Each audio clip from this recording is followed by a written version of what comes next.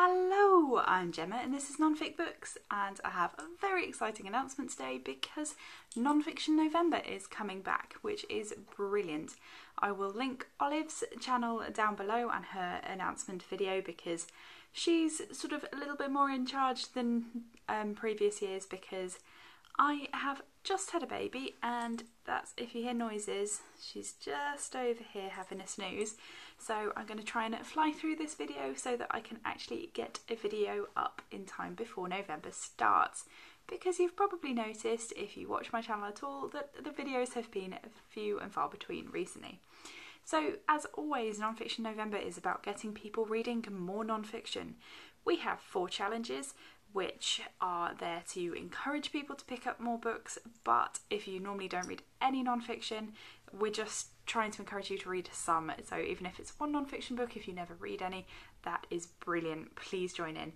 You don't have to do the categories at all, but they're just a bit of fun to challenge people, and especially those of you who read a bit more non-fiction, to maybe pick up some non-fiction you wouldn't normally read.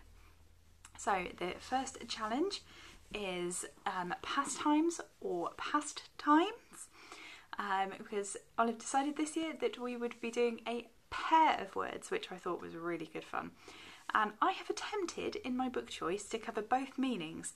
So in this one, pastime as in hobbies or pastimes, which is lucky for me because archaeology and history is my hobby. Also, the book that I've chosen for this covers food and cookery, which again, another hobby of mine. And that is Annie Gray's The Greedy Queen, Eating with Queen Victoria. I really enjoyed Annie Gray's talk at the York History Weekend last year, so I bought her book and then didn't actually get around to reading it, so I'm looking forward to getting stuck in to that this year. And then for the self or shelf one, I thought a sort of reading history biography would be or reading autobiography would be a good one to cover both things. So that is Lucy Mangan's Bookworm, a memoir of childhood reading. Lucy Mangan writes for is a columnist for The Guardian and has written a number of other books that I will be reviewing because I really enjoy her writing. And this is all about the books that she read as a child growing up. The micro and macro challenge, I thought I would do Darwin's Backyard. Where's the subtitle? How small experiments led to a big theory. So this is sort of the micro, the small experiments, and the macro, his overall theory. So fingers crossed, I think that sort of counts for both. And this book was very kindly gifted to me by Norton, and I haven't actually got around to reading it yet, which is a bit bad because I've had it for a while, so I'm looking forward to getting stuck into this because it's really up my street. And then the final one, because I know I'm not going to be able to read a physical book, another physical book in November because I just don't have that much reading time, is one that I have in ebook form but I also will be listening to it, is Neil Ansell's The Last Wilderness, A Journey into Silence, and this one is for the Wander/Wonder challenge, and I will have all of the challenges linked down below so that you can actually see what the words are if my pronunciation isn't making it clear enough.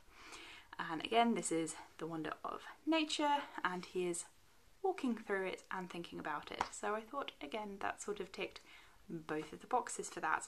And Mel, I believe, from, and I'll link her channel below, had an Instagram post on about how good the audiobook of this was, and so I'm looking forward to getting stuck into that because I'm much more likely to get around to listening to an audiobook because I love my little ones, but I have 2 under 20 months, so they don't give me that much time for reading.